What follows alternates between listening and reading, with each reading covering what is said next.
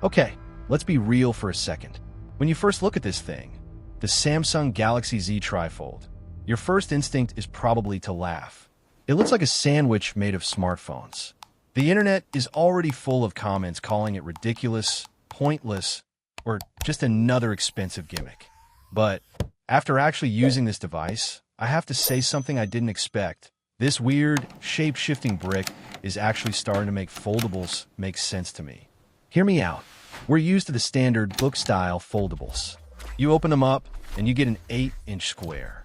It's cool, but squares are kind of awkward for movies. This thing? It opens not once, but twice, revealing a massive 10-inch tablet that somehow still fits in your pocket. And unlike the Huawei Mate XT that folds like a Z, this one folds inward like a U. That means your screens are protected on the inside, rather than being exposed to the elements. Now, let's address the chonky elephant in the room. When this phone is closed, it is thick. We're talking nearly 13 millimeters and over 300 grams. It feels like you're holding 50% more phone than usual.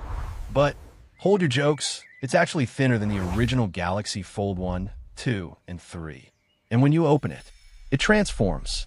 It's ridiculously thin, just 3.9 millimeters at its thinnest point.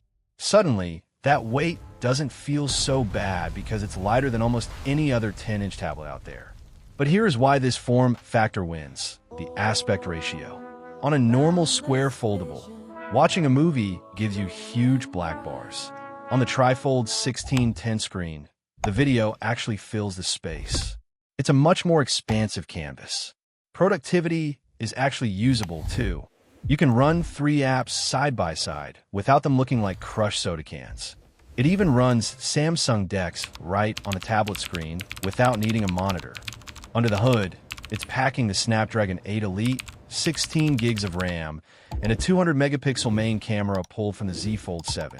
The battery is decent at 5,600 milliamp hours, which is the biggest ever in a Samsung foldable. But remember, it has to power 3 screens, so don't expect miracles.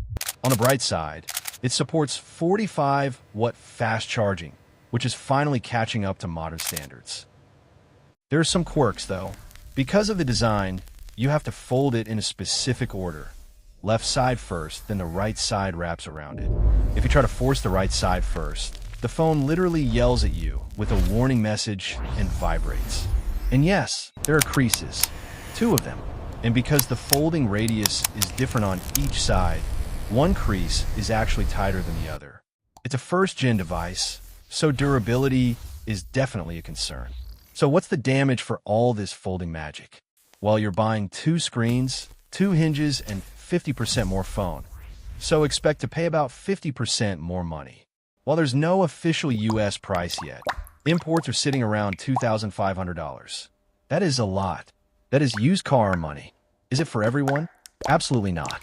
But for the person who wants a legitimate 10-inch tablet that vanishes into their pocket, this is the first time a foldable has felt like more than just a party trick. It's polarizing, it's expensive, but honestly, it's really cool. What do you think? Is a trifold the future, or just a flex? Let me know in the comments. Thanks for watching, and see you in the next one.